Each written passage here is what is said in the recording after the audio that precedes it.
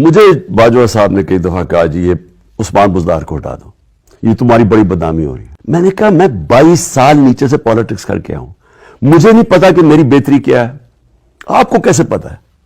آپ کوالیفائڈ ہیں، یہ ایسے ہے کہ میں آپ کو فوج میں انسٹرکشن دینا شروع ہو، یہ کرو وہ کرو۔ سمپل یہ ہے کہ یہ کامن سینس ہے نا۔ ایک آدمی جو زیرو سے پارٹی بنا کے وہاں پہنچتا ہے، اس کو بہتر پڑتا ہے پارٹی کے لیے کیا ہے، یا اس کو پتا ہے جس کی کوئی ایکسپرٹیز ہی نہیں ہے وہ ہوتا کیا ہے۔ ان کو آ کے رپورٹس ملتی ہیں، ان کے اندر کیپبلٹی نہیں ہوتی ان کو صحیح معنی میں اینالائز کرنے کی۔ دیکھیں